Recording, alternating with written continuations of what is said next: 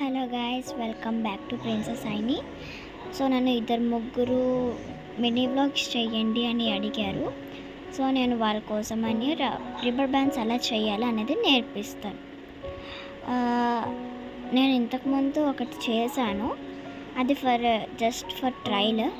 So ఇంకెందుకు పదని వెళ్ళిపోదాం.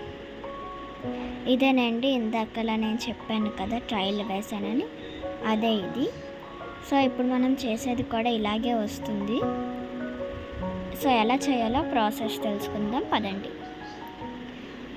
ఒక క్లాత్ తీసుకోవాలి, దాన్ని వైడ్ ఏమో 6 సెంటీమీటర్స్, హైట్ ఏమో 24 సెంటీమీటర్స్. ఆ క్లాత్ని హాఫ్కి మడత పెట్టాలి. మడత పెట్టుకుని దానికి డబల్ స్టిచ్ వేయాలి.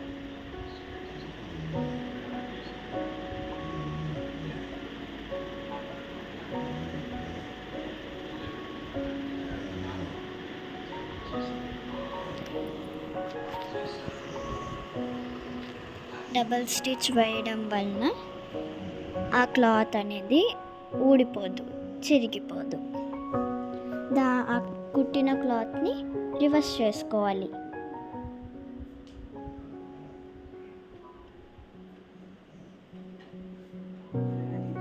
నేను మీకు లాస్ట్లో చూపిస్తాను.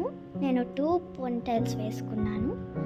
సో తర్వాత ఆ ఇంకొక రబ్బర్ బ్యాండ్ తీసుకుని మధ్యలోనికి కట్ చేయాలి. కట్ చేసి ఒకవైపు పిన్నేసి పెట్టుకోవాలి.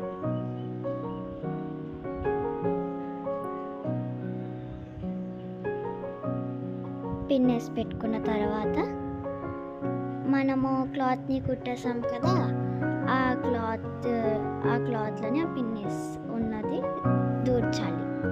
సో ఇంకొక వైపు నుంచి రబ్బర్ బ్యాండ్ రాకుండా, ఏదో ఒక చోట రబ్బర్ బ్యాండ్ రాకుండా మంచిగా పెట్టేసేయాలి. తర్వాత మెల్లగా ఆ క్లాత్లోనికి పిన్నిస్తో ఉన్న రబ్బర్ బ్యాండ్ని దూర్చాలి.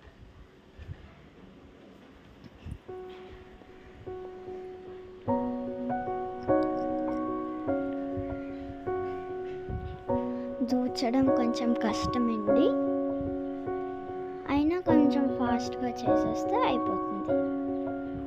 ఒక ఎండింగ్ నుంచి ఇంకొక ఎండింగ్కి తీసిన తర్వాత ఆ పిన్నేస్ని తీసి స్టిచ్ వేయాలి.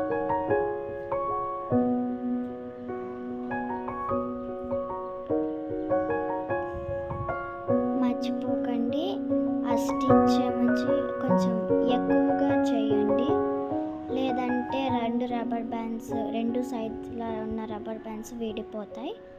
కొంచెం ఎక్కువ వేయండి, 4 to 5 సైడ్స్ వేయండి, సరిపోతుంది.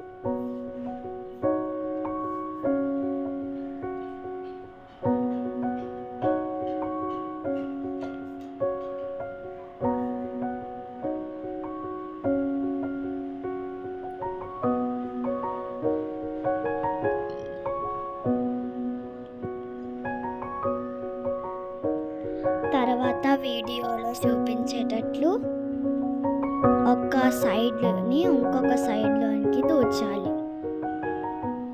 దూర్చిన తర్వాత దానికి కూడా స్టిచ్ వేసుకోవాలి. కానీ స్టిచ్ వేస్తున్నప్పుడు జాగ్రత్త, మరి అంత కనిపించేటట్లు కాకుండా కొంచెం మంచిగా వేయండి, బాగుంటాయి.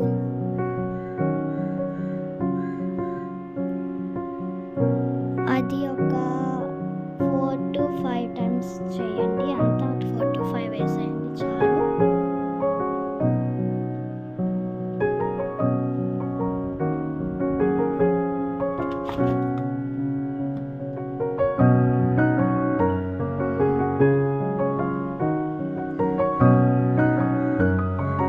అంతేనండి, మన రబ్బర్ బ్యాండ్ రెడీ అయిపోయింది.